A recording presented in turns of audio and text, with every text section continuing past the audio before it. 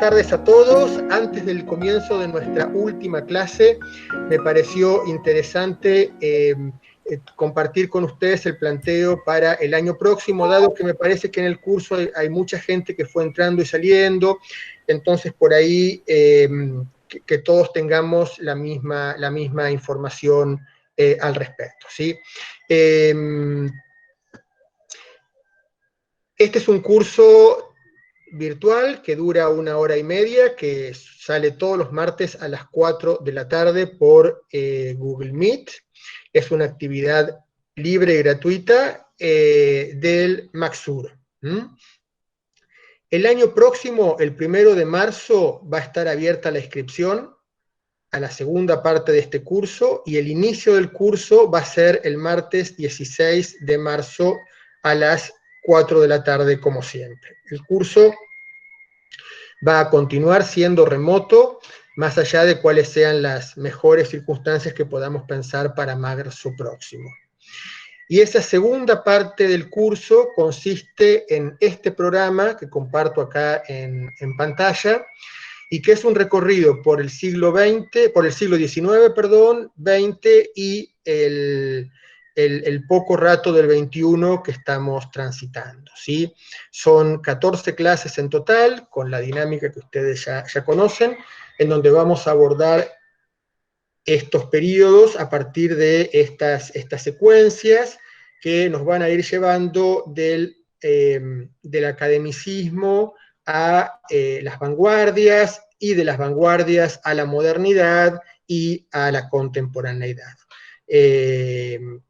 Con lo cual, tengan en cuenta que en este curso la capacidad es sumamente amplia, porque es virtual. Creo que puede haber hasta 250 inscriptos, pueden invitar gente, pueden anotarse con toda tranquilidad el año próximo, ¿sí? Así que recuerden esas fechas: 1 de marzo comienza la inscripción, y el 16 de marzo comienzan las clases, termina el 22 de junio. Esto va a estar compartido en el Classroom, y seguramente va a aparecer en las redes del museo también, así que van a tener esta información siempre a mano. Bien, hasta acá, Mabel, ¿tenemos algún comentario? No, por el momento no. Yo ya les escribí el programa que viene, bueno, ya bien, tienen todo detallado. Bien, genial, perfecto. Entonces, si les parece, comenzamos con nuestra clase de hoy. Es una de estas clases transversales que aborda una materialidad, en este caso la plata. La plata es un metal que está íntimamente relacionado con la conquista de América, y en nuestro país con el Río de la Plata y con el nombre de nuestro país. Plata en latín se dice argentum, y Argentina es un derivado de ese vocablo latino. En este grabadito de Rembrandt, lo que podemos ver es justamente el interior del taller de un orfebre. El orfebre es específicamente el que trabaja el oro, y también el que trabaja la plata, al que le podemos llamar platero, de alguna manera también. Las técnicas de trabajo son similares, lo que cambia simplemente es el material, el elemento que se trabaja. Son los metales más ricos que hay en cuanto al costo, en cuanto a la durabilidad y en cuanto al prestigio que confieren a quienes lo poseen. Y acá en este grabado lo que vemos son elementos muy simples. En el fondo vemos un fuego, un horno con un fuego, y en el primer plano vemos al artesano junto con una escultura. Tiene un martillo en la mano, y hacia la izquierda hay algunos elementos que son los que sirven para realizar los grabados, las incisiones y la terminación más fina del cincelado de la pieza.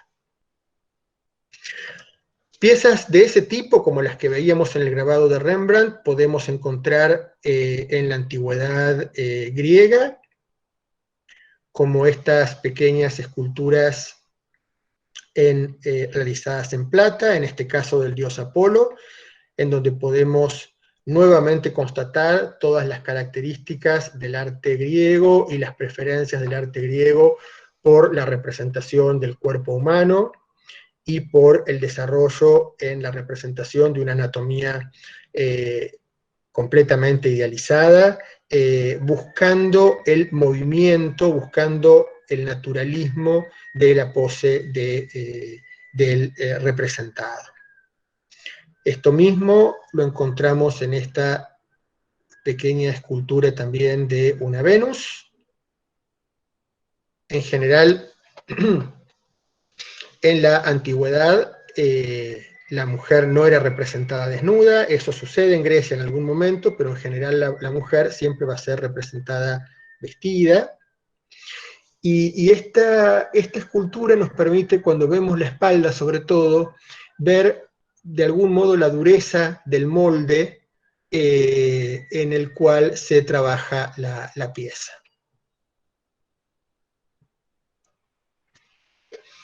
Y aquí tenemos una taza, el nombre en griego es esquifos, son tazas para beber vino, se utilizan para las grandes celebraciones. Esta es un ejemplar romano del siglo I a.C., y vamos a ver cómo está realizada todo el proceso que implicó la realización de un objeto de este tipo.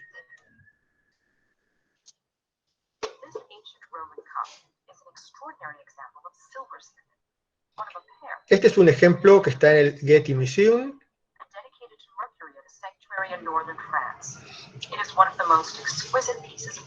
Fue encontrada en el norte de Francia en la época del Imperio Romano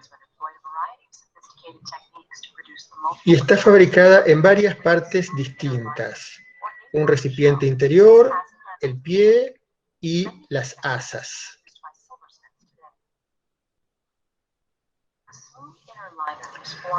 Aquí vemos cómo el artesano bate una lámina de plata. Este martillar una lámina de plata se llama batir la plata, es plata batida en este caso.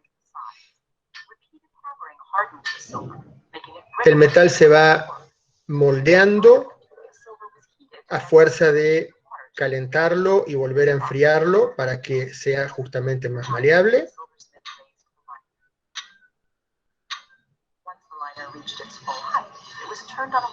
Aquí se lo cincela con el torno y se realizan los bordes levantando los costados.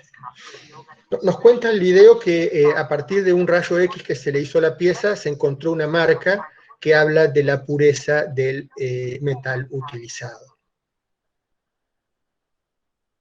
Bien, eso que acabamos de ver es la parte interior del recipiente, y ahora vamos a ver cómo se realizó la parte externa, que es el soporte del programa escultórico. Se realiza un dibujo y eventualmente un modelo en cera, y luego se realiza la técnica del repujado. De adentro hacia afuera se empuja el metal con una herramienta como la que podemos ver en este momento, para realizar el grueso de la composición, que luego desde afuera sí se va cincelando más detalladamente, en un trabajo constante de ir y venir desde el adentro al afuera y viceversa. Fíjense que es un trabajo de gran maestría. Puede llevar, como en este caso, algunas aplicaciones fabricadas por separado, del mismo modo que están fabricadas estas asas que vamos a ver ahora.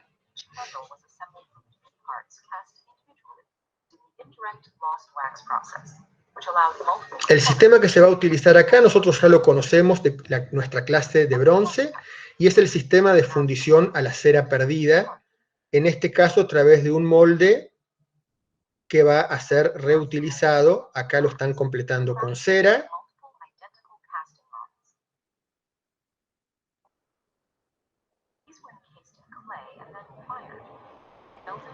Y acá vemos cómo se calienta la cera para deshacerse de ella y completar los espacios vacíos con plata en este caso, y adquirir la pieza que uno estaba buscando fabricar. Estas piezas que fueron fabricadas separadamente, acá se van a unir.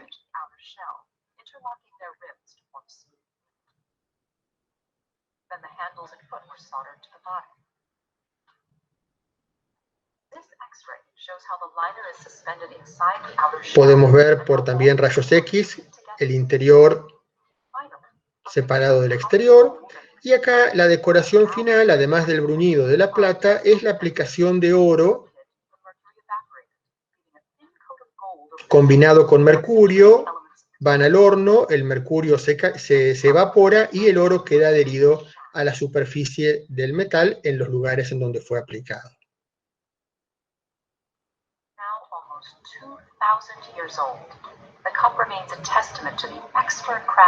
2000 años de antigüedad, podemos ver en esta copa que testimonia la calidad de la orfebrería, de la artesanía en la antigüedad. Aquí tenemos algunas copas de este tipo, fabricadas del mismo modo, y pudimos ver en este pequeño ejemplo las formas de trabajar este metal, ¿no? A través de la lámina, de la chapa de plata, que se bate y que se va repujando o que se va grabando. El repujado es de adentro hacia afuera y el grabado es directamente por la cara externa, o las distintas partes que se van fabricando a través del proceso de fundición a la cera perdida.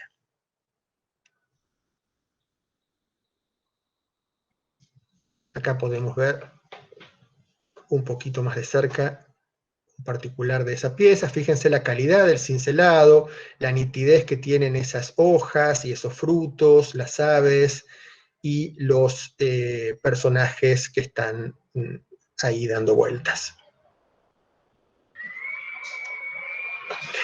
Este es uno de los ejemplos más sorprendentes que han sobrevivido de una de estas copas de plata de la antigüedad. Y por este particular que les puse acá, podemos ver que hay un chico que está espiando, y yo les muestro que lo que está espiando es una relación sexual que están teniendo dos varones, y que puede resultar como muy llamativo este tipo de representación para lo que son los parámetros culturales nuestros, pero que evidentemente nos hablan de, esta es la otra cara de la copa, nos hablan de los parámetros culturales y las costumbres de la antigüedad. Es interesante este tipo de ejemplos justamente para no perder de vista que nosotros estamos siempre haciendo un recorrido por la historia del arte desde nuestro contexto, por supuesto, pero que lo que estamos viendo son objetos fabricados en contextos completamente diferentes del nuestro, y eso es muy enriquecedor siempre tenerlo en cuenta, porque es además gran parte de lo que uno puede aprender con este tipo de elementos. Hasta ahí estuvimos en el mundo clásico, en Grecia y Roma, y acá tenemos un pequeño ejemplo de plata en Bizancio, en donde aparece un héroe que nos ha acompañado mucho durante nuestro recorrido, que es el héroe bíblico David, en este caso peleando también contra Goliat de una manera bastante poco común. Goliat no es tan gigante, y están peleando cuerpo a cuerpo. David tiene la honda en una mano, pero no parece que le vaya a servir mucho con ese nivel de cercanía. Y acá tenemos justamente un ejemplo en donde podemos ver, sobre todo en el escudo, la plata grabada, ¿sí? Lo que estamos viendo, esa decoración que estamos viendo en el escudo, por ejemplo, fue realizada con un buril, con un cincel, desde la parte externa del objeto. Si en cambio los cuerpos, las ropas, fueron realizadas por repujado, empujando la plata, la lámina, desde adentro hacia afuera. Es muy interesante también ver la calidad del movimiento que logra el artista en la ropa que tiene puesta David, sobre todo.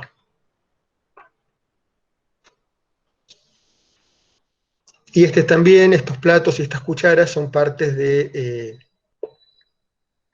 de un testimonio que ha quedado de la cultura bizantina. Muchas de estas piezas se han encontrado en enterramientos o directamente enterradas, como si fueran tesoros que estaban resguardados y que finalmente nunca fueron encontrados hasta nuestros tiempos. Y acá nos vamos al Renacimiento con un ejemplo realmente de una calidad extraordinaria de Andrea del Verrocchio. Esto es el frontal de un altar, y la representación que aparece es el momento en el cual van a decapitar a San Juan Bautista. Estamos en el Renacimiento italiano,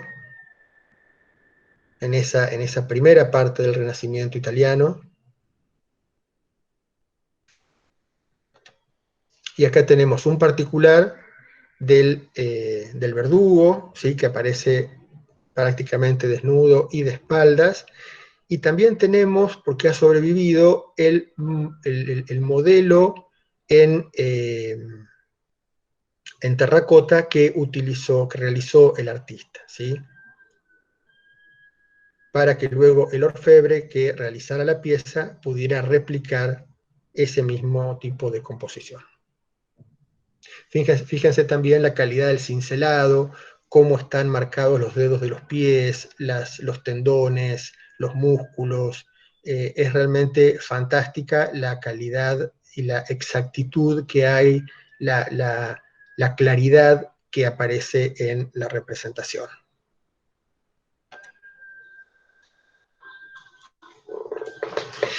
Es muy común en los objetos de plata también la incrustación de piedras duras o de piedras preciosas, y también el uso de esmalte, justamente para realzar y darle color a un metal que es completamente agrisado, sumamente atractivo por la reflexión que tiene de la luz, pero en muchos casos es soporte de decoraciones multicolores a través de piedras y a través del esmaltado. Y otra forma de fabricación de objetos de plata es con filigrana. Filigrana le llamamos a los hilos de plata, hilos de diferente grosor, que se utilizan para hacer estos grandes encadenados, estas grandes composiciones sumamente frágiles, y muy espaciales, muy atractivas, porque la complejidad técnica es muy, muy evidente.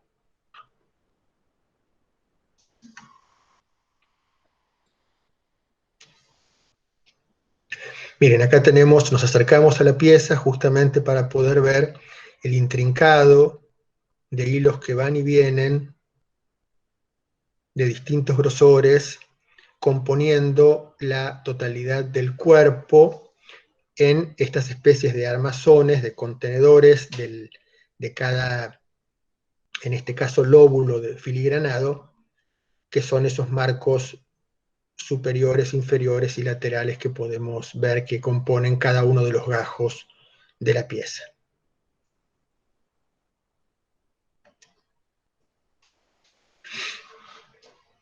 La plata se ha utilizado para mobiliario también, algo que nos puede llamar mucho la atención.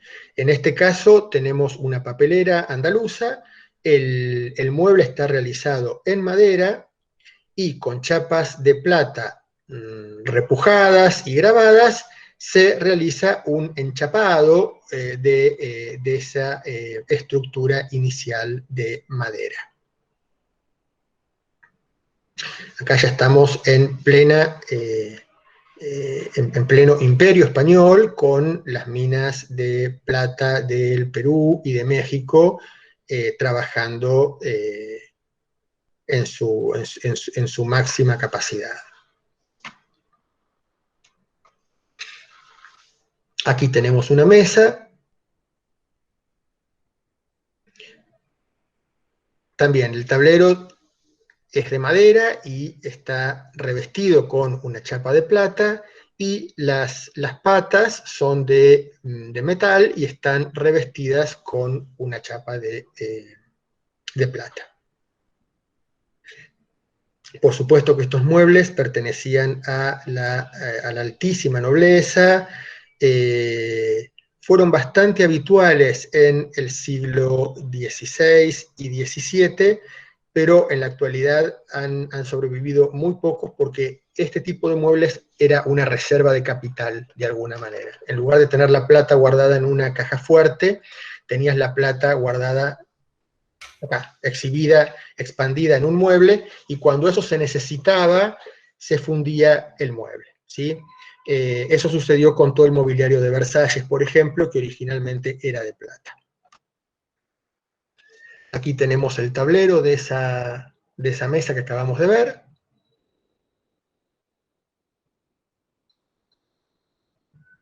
Una complejísima composición. Y aquí tenemos un ejemplo extraordinario de un mueble de plata que pertenece a la corona de Inglaterra. Una pieza absolutamente barroca,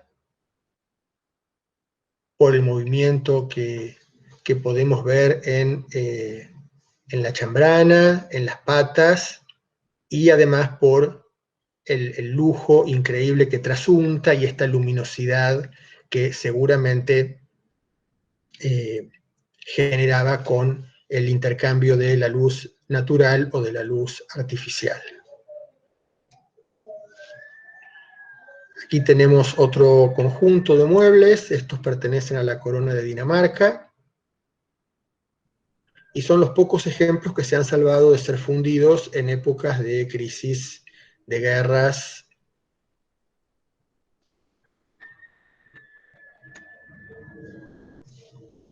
Y acá los de Versalles. Evidentemente estamos tratando hoy de un material que está completamente relacionado con la esfera más alta del poder, que poder, connota prestigio, y eso es a partir de su durabilidad, su brillo realmente extraordinario, y su capacidad de convertirse en este tipo de objetos tan especiales, tan exquisitos que estamos viendo. ¿Bien hasta acá, Mabel?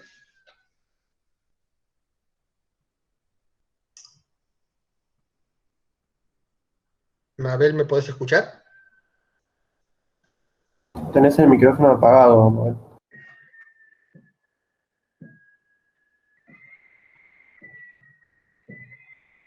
¿Se escucha bien, Facundo, de todas maneras? Ahí está, discúlpame. Perfecto, perfecto, bien. Estaba sacando justo una foto y me quedó colgado ahí el micrófono. Bueno, sí, bueno. se ve perfecto, y tengo unas preguntas, si querés. Bueno, avancemos, claro, sí. Bueno, dice acá Laura, puede ser que se vean algunas representaciones como orientales o hindúes en las composiciones del altar. En las composiciones del altar del Renacimiento, del de San Juan Bautista. Sí. A ver, claramente la escena sucede en lo que hoy llamamos Israel, ¿no es cierto? Con lo cual posiblemente el artista haya querido darle un aire orientalizante, exótico a ese espacio interior. Eso puede ser. Lo que a mí me parece que hay en la imagen, que la estoy recordando ahora de memoria, ¿no?, es que hay algún tipo de elemento del gótico, ¿sí? Hay algún tipo de elemento que quedó de la tradición del gótico y que posiblemente tuviera que ver con el entorno donde estaba instalada esa pieza. Claro. Acá Adriana nos pregunta, nos está diciendo, Verrocchio hizo el modelo o la orfebrería. A ver, pudo haber hecho las dos cosas, pero en general el escultor hace el modelo y un orfebre o un fundidor es el que hace la orfebrería. En el caso de estos artistas del Renacimiento eran realmente muy completos, muy dúctiles y además les encantaba experimentar, con lo cual posiblemente Verrocchio también sea el autor del metal, ¿sí? de la obra en chapa. Perfecto. ¿Qué otros talleres de pintura se dedicaban a la orfebrería? ¿Era habitual que se diversificaran? Sí, lo que no era habitual es que hubiera un taller que hiciera una sola cosa, ¿sí? Los talleres eran talleres de arte en donde había pintores, había decoradores, había todo tipo de artesano trabajando en las composiciones que tanto la iglesia como la burguesía o la nobleza estuvieran encargando, ¿sí? Eran lugares que tenemos que imaginar con mucha cantidad de gente.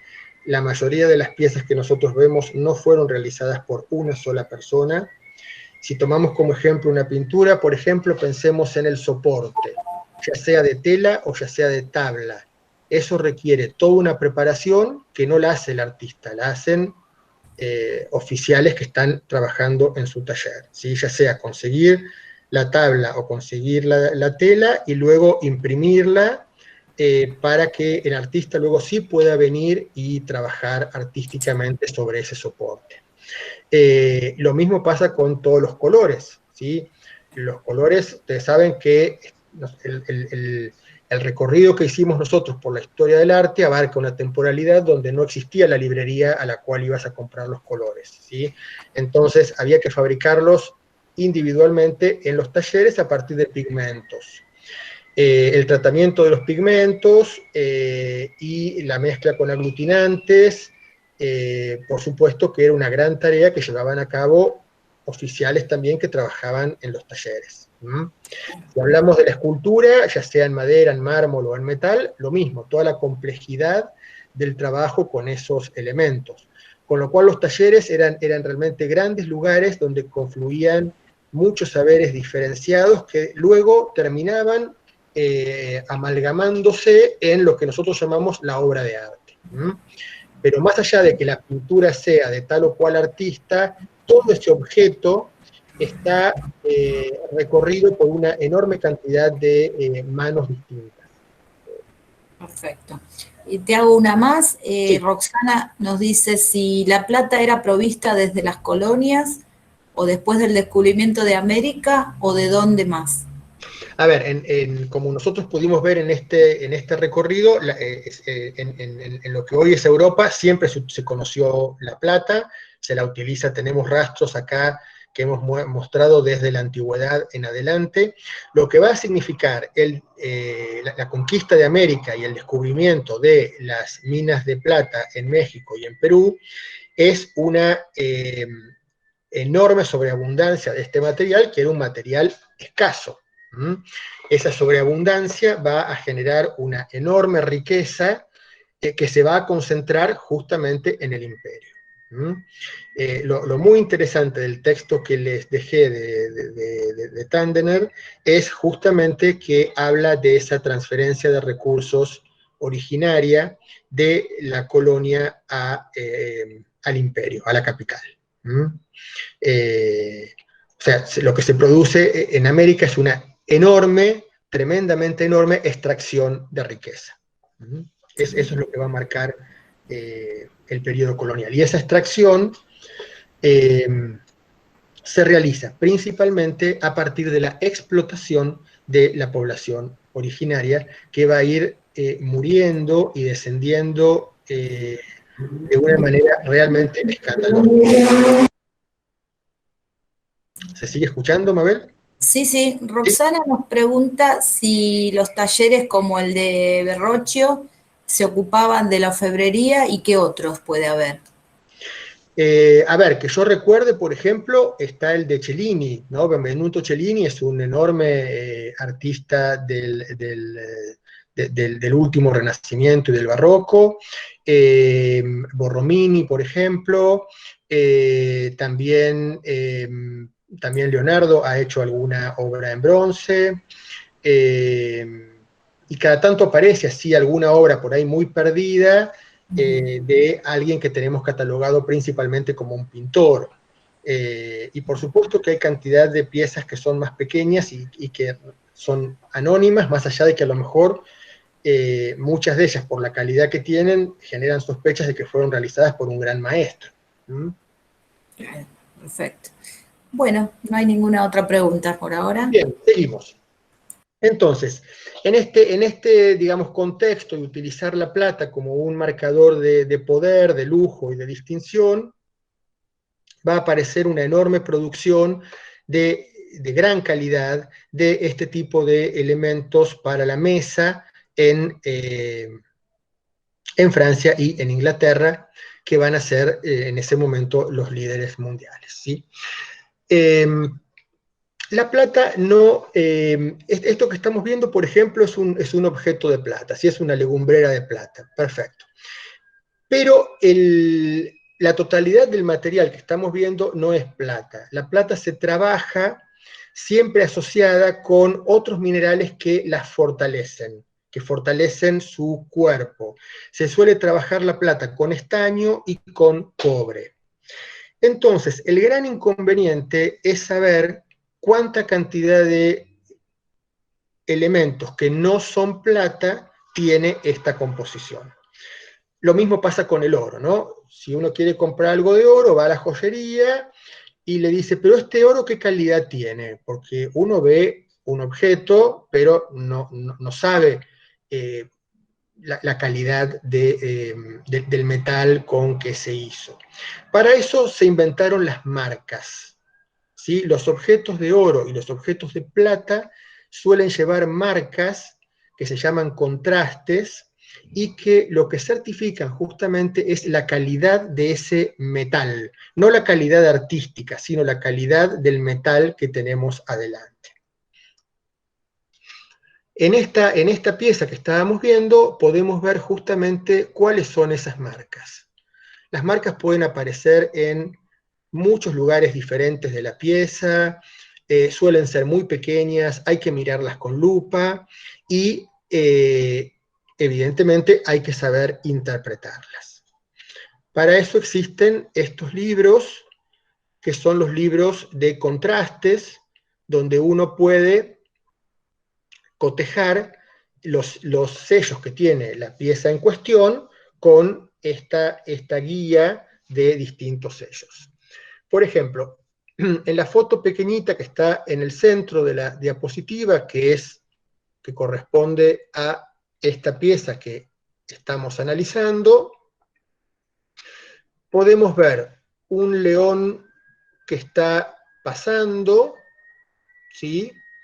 Y sabemos que el escudo del león pasando representa a los orfebres de la ciudad de Londres, con lo cual acá estamos en presencia de plata inglesa trabajada en Londres. Luego tenemos otro escudo que puede representar a la ciudad, o que puede representar al platero, y tenemos una letra. Esa letra representa un año. Como ustedes saben que el alfabeto es bastante corto para lo que son los años, entonces el mismo alfabeto cuando se termina se empieza a reiterar con un modelo apenas diferente de letra, lo cual vuelve mucho más complejo todavía poder descifrar cuál es la pieza. Lo cierto es que si hacemos coincidir el dibujo del león con el del escudo siguiente y la letra que corresponde, vamos a ver ahí un año que yo resalté en color rojo, que es el que corresponde a esos sellos. Y por lo tanto, con mucha seguridad, podemos decir que esa pieza fue fabricada en tal lugar y en tal año. Acá tenemos un poquito más grande. Esos sellos con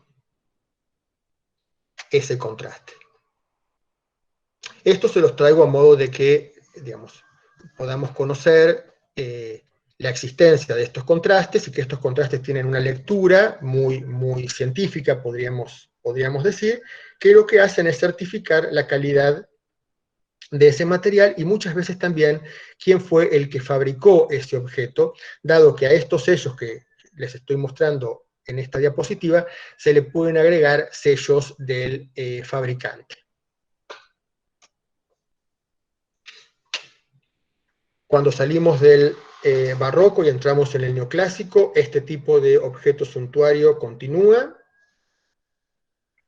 solamente ajusta su ornamentación. Miren la calidad del cincelado.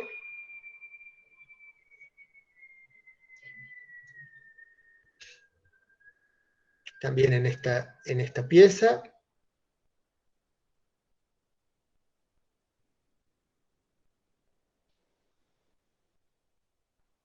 El servicio Orlov es uno de los servicios de platería más famosos del mundo.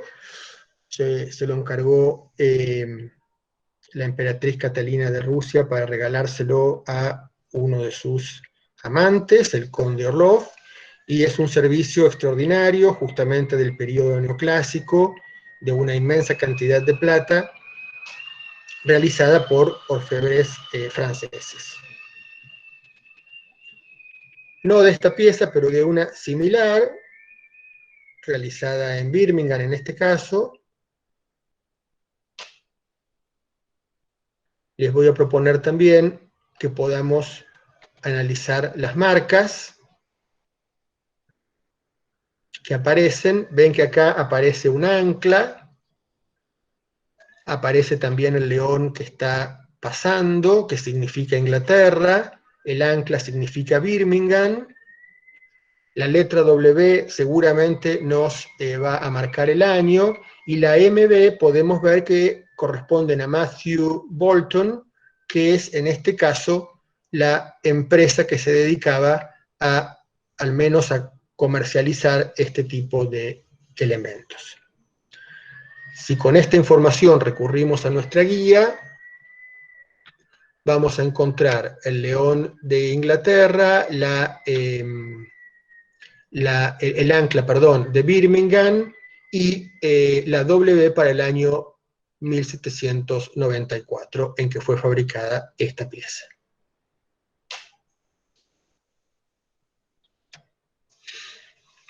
Y esta pintura la traje para recordar y no dejar de mencionar uno de los grandes trabajos asociados con este metal, que es la limpieza, ¿sí? Este metal es espléndido, realmente es sumamente atractivo cuando está limpio, ¿sí? Y se ensucia simplemente por estar expuesto al aire con muchísima facilidad. Lo interesante es que una pieza de plata, como podemos imaginar que son las que está limpiando esta señora acá en la pintura, por más que uno les pase abrasivos y las limpie,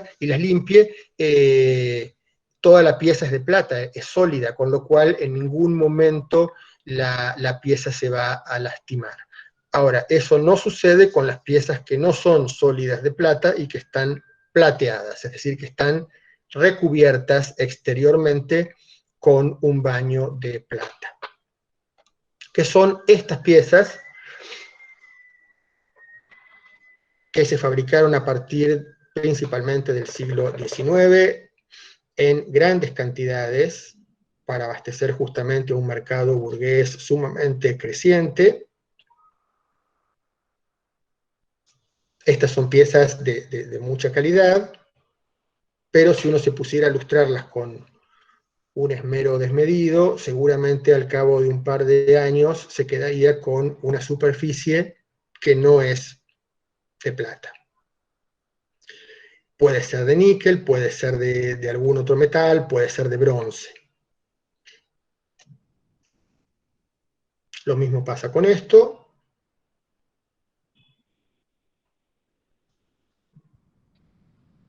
Por supuesto que son piezas de menor valor en el mercado, sencillamente porque el peso en plata es completamente diferente.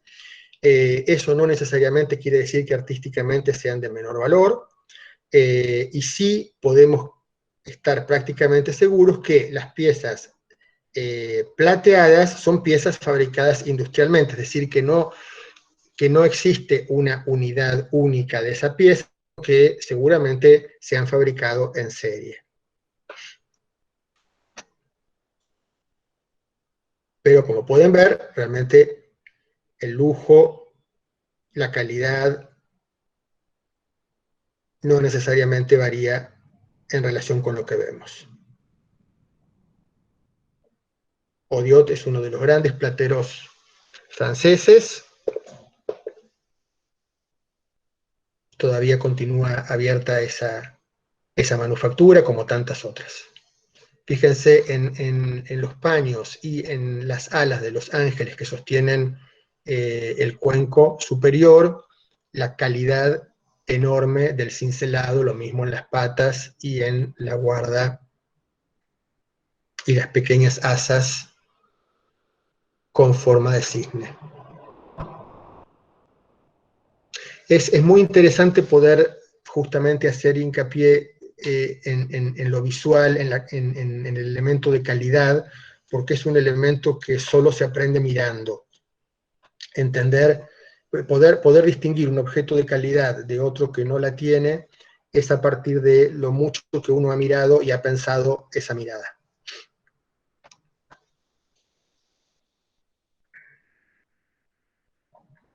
Aquí aparece un uso bastante más cercano, que es en los cubiertos, los cubiertos de plata,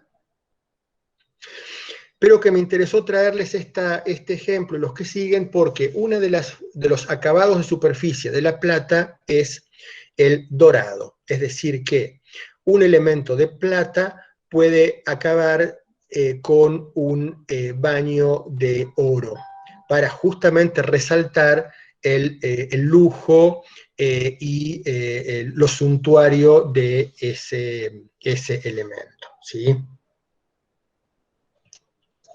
En este caso, fíjense que los cuencos de las cucharas tienen un leve dorado que justamente nos habla de que han sido recubiertas en oro.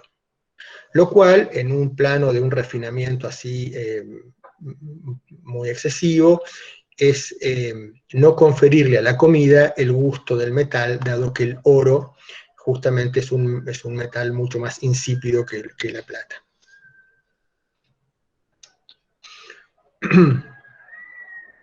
Acá tenemos, en este caso es un juego de tocador, que es de plata, pero que está completamente bañado en oro. Este material se llama vermeil. Cuando estamos en presencia de plata bañada en oro, decimos que es plata vermeil, que es un término francés, que es el que se utiliza para señalar la plata sobredorada.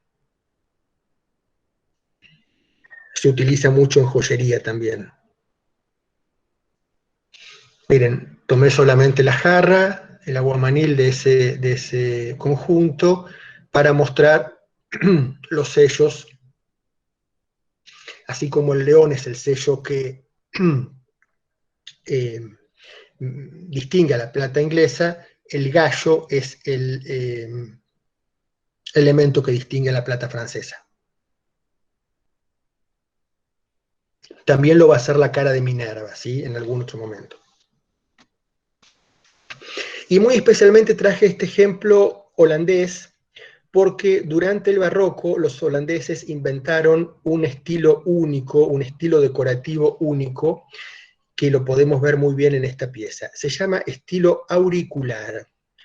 Auricular, porque justamente está inspirado en el pabellón de las orejas, ¿sí? En las orejas.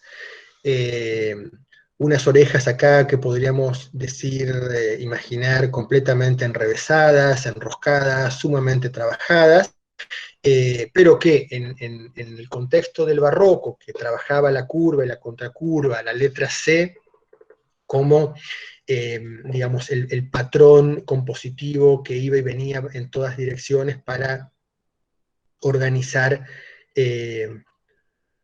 un movimiento excesivo, profuso, asimétrico. Bueno, los holandeses también lo ubicaron en la anatomía de la oreja y lo aplicaron en platería y en marcos para cuadros también. Es muy común poder verlo. Es un estilo que duró muy poquitos años, existen muy poquitas piezas y es muy característico, y cuando encontré esta pieza me pareció interesante traerlo acá a colación, para también poder ver la cantidad de estéticas que son atravesadas por estos materiales que nosotros recorremos. Y acá podemos ver en esta pintura el interior de un platero con sus herramientas, sus moldes, la luz, por supuesto, y seguramente fuera del campo del cuadro, el fuego, completamente indispensable para poder trabajar el metal. ¿Estamos bien hasta acá, Mabel?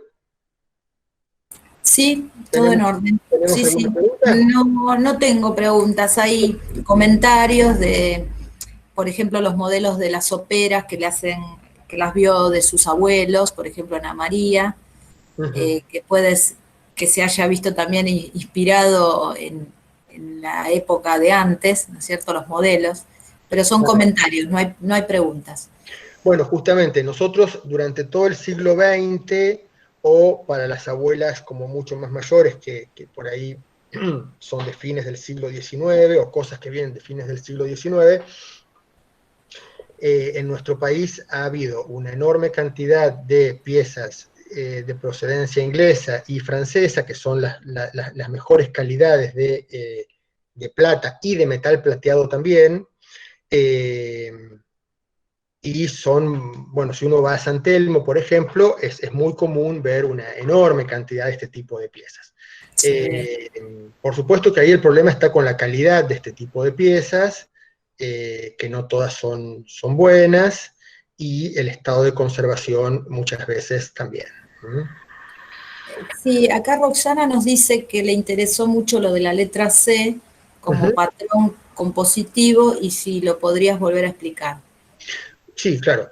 En el barroco, este momento que nosotros ubicamos como una desobediencia al Renacimiento, ¿sí? Como una reacción al Renacimiento, o como una explosión de todas las reglas del Renacimiento, que lo tenemos como un estilo justamente mucho más mesurado, mucho más rectilíneo. El barroco va a tomar como patrón decorativo la curva, y la letra C justamente es una letra completamente curva, lo mismo que la letra S, y son tomadas, no literalmente, pero sí son tomadas como patrones decorativos que se van a replicar desordenadamente, desorganizadamente a lo largo, a lo ancho de todo un objeto, ¿sí? Esa curva y esa contracurva, o sea, la curva para un lado, la curva para el otro lado, que van a generar movimiento, pero un movimiento que cuando ustedes lo analizan no va a ser estrictamente simétrico, porque justamente la asimetría está generando mayor sensación de movilidad, de movimiento. Entonces, estas dos letras, la C y la S, pueden encontrarse cuando analizan mucha cantidad de objetos, principalmente pertenecientes al barroco, o al rococó, por supuesto, que es la fase más exagerada y final del barroco. Beatriz nos dice si actualmente existen cursos de platería. Eh, a ver, no lo sé, imagino que sí.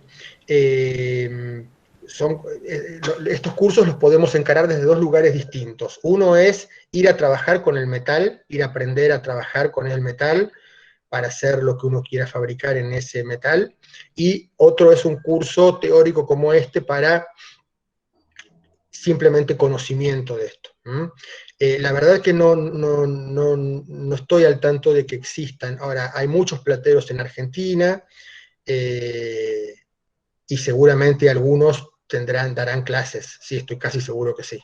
Es simplemente buscar un platero cerca que dé clases y ver qué tal es lo que enseña.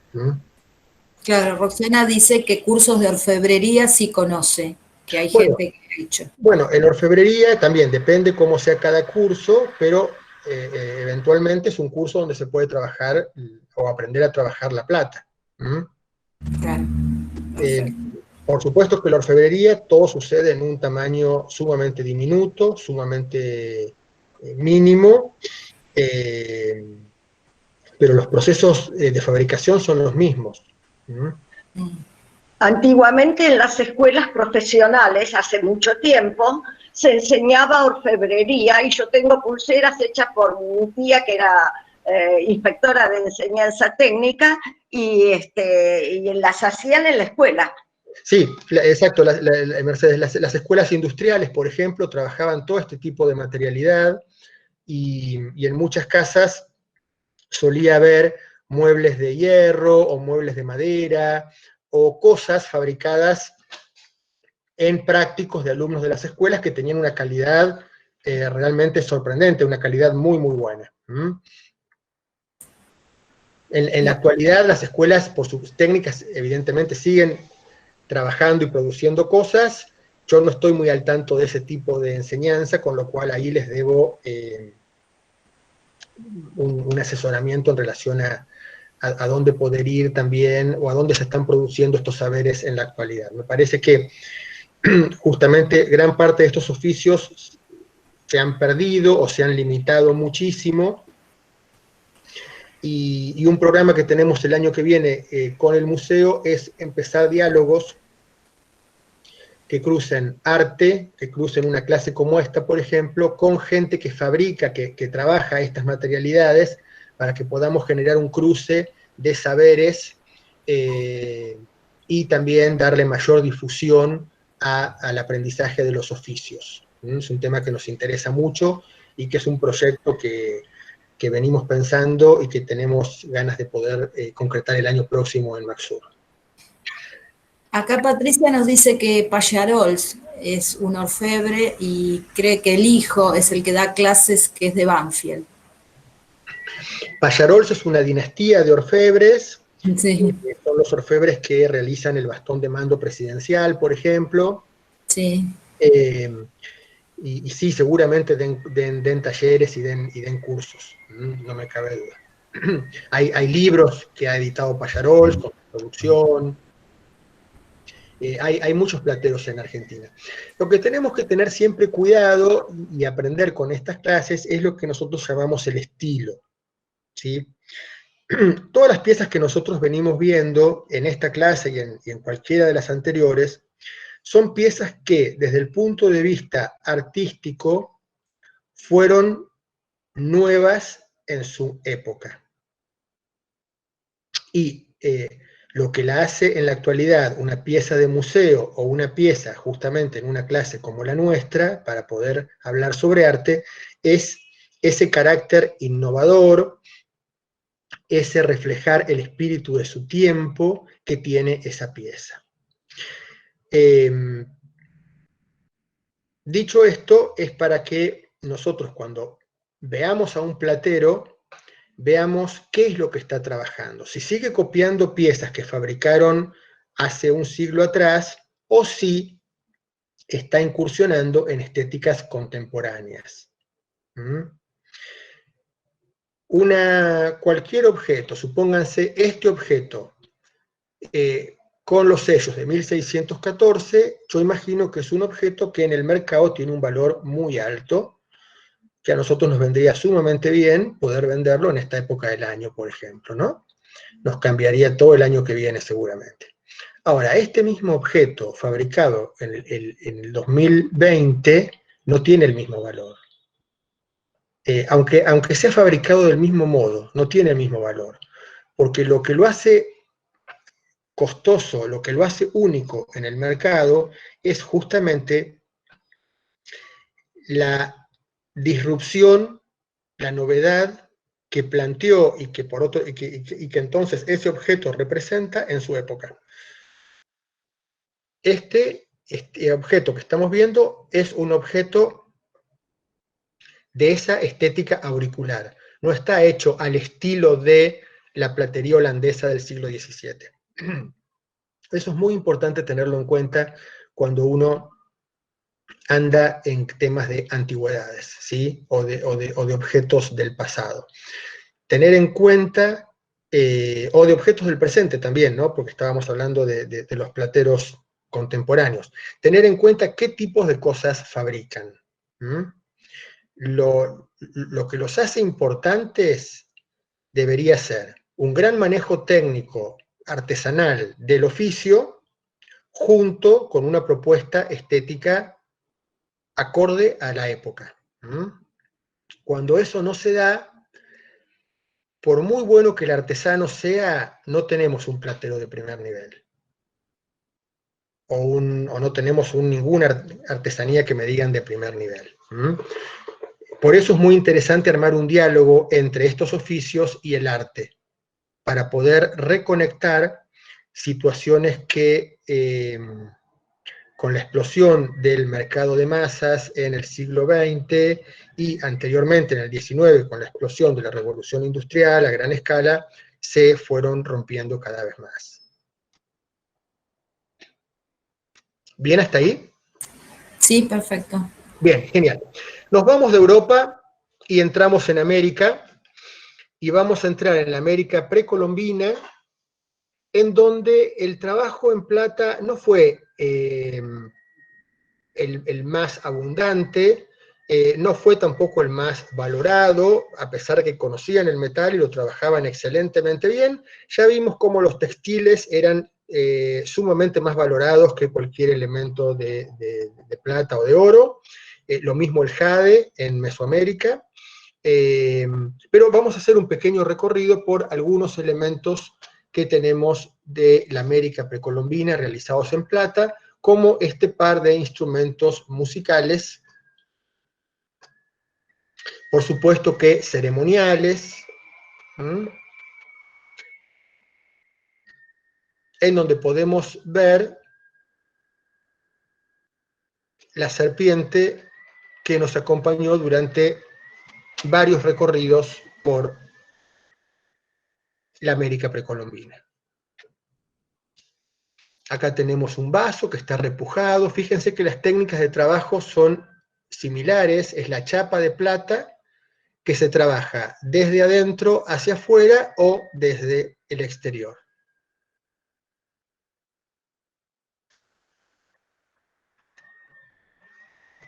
Aquí tenemos una vasija del tipo de las vasijas dobles que habíamos visto. Son elementos que se han encontrado en enterramientos, son por lo tanto elementos ceremoniales, seguramente están relacionados con una élite de poder.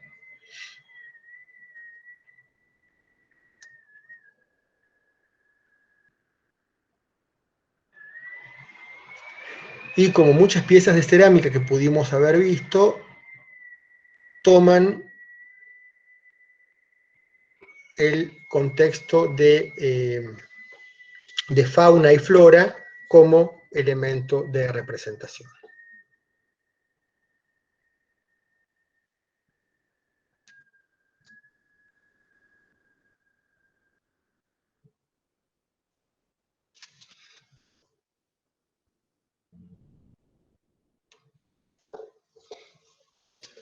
Esta es muy interesante porque recrea una situación, esta vasija, recrea una audiencia que da un mandatario, un gobernante, una vasija con asa estribo. La plata, por otro lado, puede representar el color del agua, y ya sabemos la relación que Mesoamérica tenía con el entorno natural. Perdón, ¿puedo hacer una pregunta con respecto a la anterior? Sí, claro. Porque no entendí en realidad cuál es la función. La función. Esto es una vasija, o sea, es un contenedor de líquido. Ahora, no lo podés pensar en términos cotidianos, ¿sí? Es un elemento ceremonial. Seguramente se ponía algún líquido, podía ser agua, podía ser chicha, como un contenedor para transportar ese líquido y ser derramado sobre otra superficie, sobre otro elemento. Para transportarlo, sobre todo. Transportarlo, exactamente. Es transporte y contenedor, ¿sí? Son elementos ceremoniales, con lo cual la función real que cumplen es una función religiosa en el contexto ceremonial que le daba esa cultura que lo fabricó, que lo creó. Muchas gracias. No hay por qué. Todas estas piezas que estamos viendo son ceremoniales, no son piezas de uso cotidiano.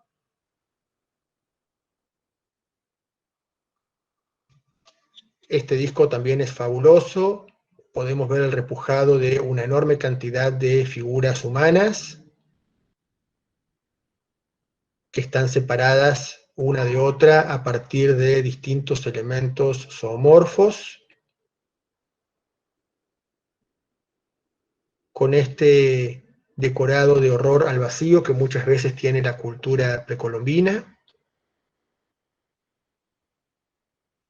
Ahora, la factura de la pieza es realmente magistral.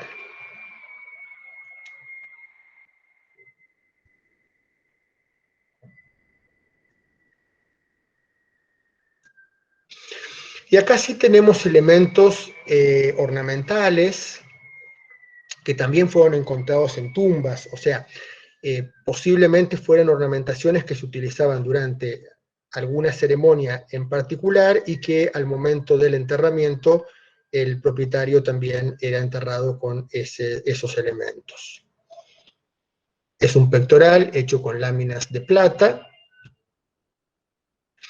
y esto nos remite muy, muy, muy directamente a estos elementos mucho más habituales dentro de las tribus indígenas que habitaban nuestro país y Chile también, o sea, de las tribus indígenas del sur,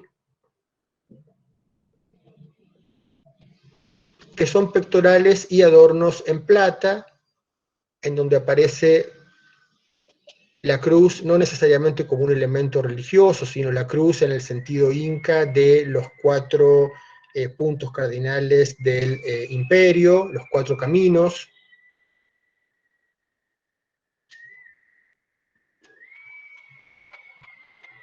O estos aros y estos tupos con ese rostro de felino, y también siempre con el disco, que el disco de alguna manera por su forma esférica representa el disco solar, tan central también en la cultura incaica.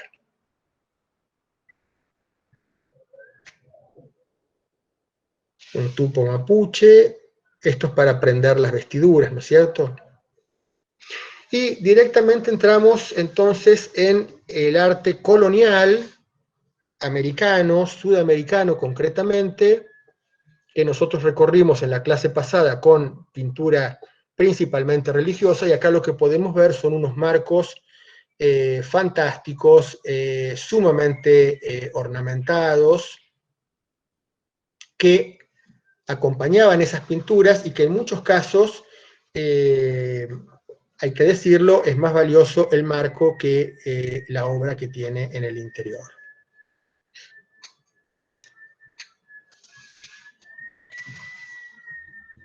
Podemos ver en este marco, primero un grosor interesante que hace una gran variación al concepto de marco que nosotros tenemos internalizado. Es un marco que está de alguna manera representando una arquitectura.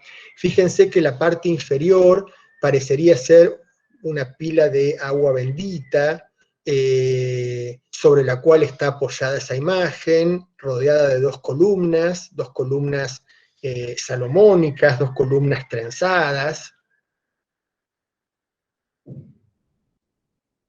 Y en la parte superior aparece una venera Esa venera está muy relacionada con el agua y está muy relacionada con el apóstol Santiago también. Además de ser un motivo ornamental que muchas veces puede circular sin la menor identificación con el elemento que está decorando. Este otro cuadro, que es un par del anterior, pero que como toda artesanía no es idéntica, sino que tiene variaciones de la pieza única.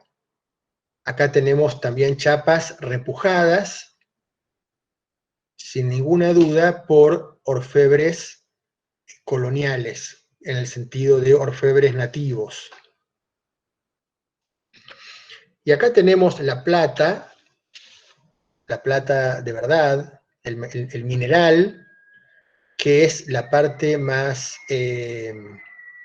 oscura de lo que estamos viendo, y que me interesó traerlo justamente en relación a estas grandes minas que van a ser sujeto de explotación en Potosí primero y en México después, ¿sí?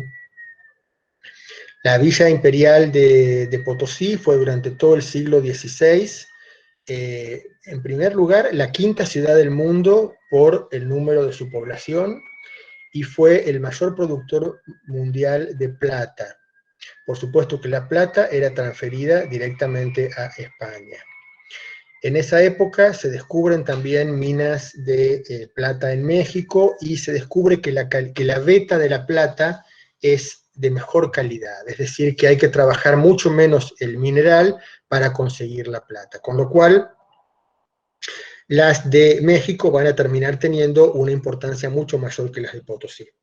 Pero justamente el estudio que les dejé en el Classroom habla de cuáles eran las prácticas laborales en Potosí, y que es muy interesante para entender qué es una colonia, cómo trabaja una colonia, cuál es su derivado, el colonialismo, cuáles son sus socios, y cómo se genera esa economía, y cuáles son sus pervivencias en la actualidad. Sumamente bueno, el Cerro Rico, por supuesto, es el cerro que vemos al fondo, y que en la pintura de la Virgen vemos cómo la Virgen se incorpora a esa triangularidad, como si el cerro fuera ese vestido triangular que caracteriza muchas representaciones de la Virgen en América. Y aparece, por supuesto, en el registro inferior el rey, el obispo o el papa, con lo cual tenemos todo el poder terrenal y celestial concentrado alrededor de la riqueza. Estos son elementos sumamente interesantes para poder analizar con mucho detalle y a través de un montón de autores, porque son realmente muy, muy ricos.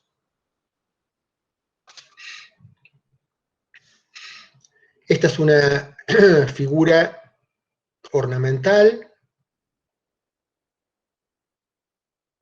en donde seguramente el motivo estaba tomado de algún grabado, como ya vimos, europeo, pero aquí aparece el barroco mestizo, en donde el artesano, aún sin querer, imprime huellas identitarias en la confección de la pieza. Y acá en el cuerpo, por ejemplo, de la figura antropomorfa que está en el eje de la composición, pueden apreciarse.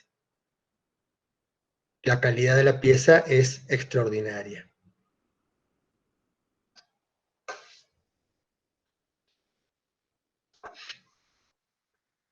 Placas y chapas van a ser muy comunes porque van a ser fragmentos que han sobrevivido de distintas ornamentaciones de altares o distintas ornamentaciones de elementos litúrgicos.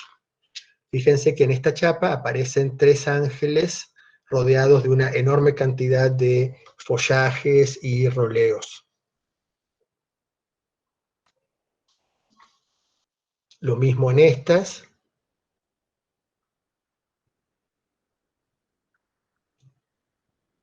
La platería la podemos dividir en platería civil y platería religiosa. Y la platería civil tiene una gran cantidad de divisiones también, dentro de las cuales, por ejemplo, entra la platería gauchesca, que es toda esa platería, todo el ajuar del gaucho en plata, entra dentro de esa producción de platería civil. Colonial, virreinal y luego de la época de la independencia. Esta corona es evidentemente para una imagen religiosa.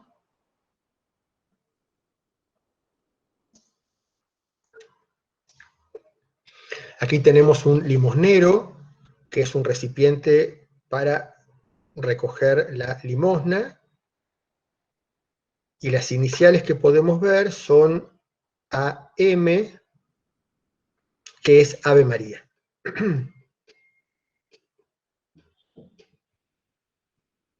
Y acá, por ejemplo, es un muy buen ejemplo para poder ver la letra C como elemento básico ornamental. Fíjense que alrededor de la A y de la M central hay todas letras C de diferentes tamaños y con diferentes orientaciones, armando una típica composición barroca, y lo mismo hay una letra S. La letra S es muy figurativa, con lo cual puede llegar a tener algún significado. Puede significar a lo mejor salve o salud, pero las letras C que aparecen son completamente ornamentales.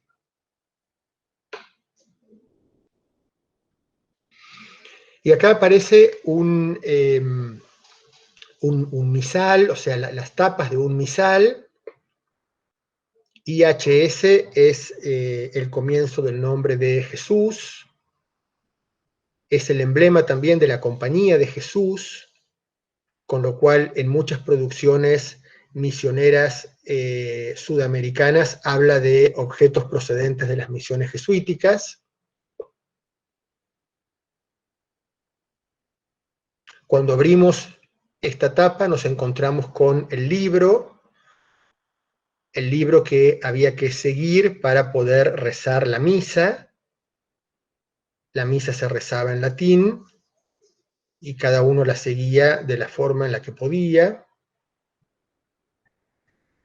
Y al cerrar el libro nos encontramos con esta contratapa, en donde también aparece la A y la M, junto con una R, que en este caso sería Ave María, y la R es de Regina, reina. Con un encintado extraordinario de ornamentación y con esos personajes antropomorfos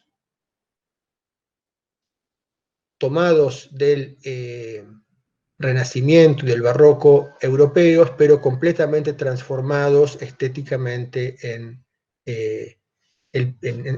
Sudamérica, ¿no? Estos libros apoyaban en estos atriles y podemos imaginar el lujo de las ceremonias religiosas en estos grandes ámbitos religiosos de la colonia, a partir justamente de este tipo de elementos.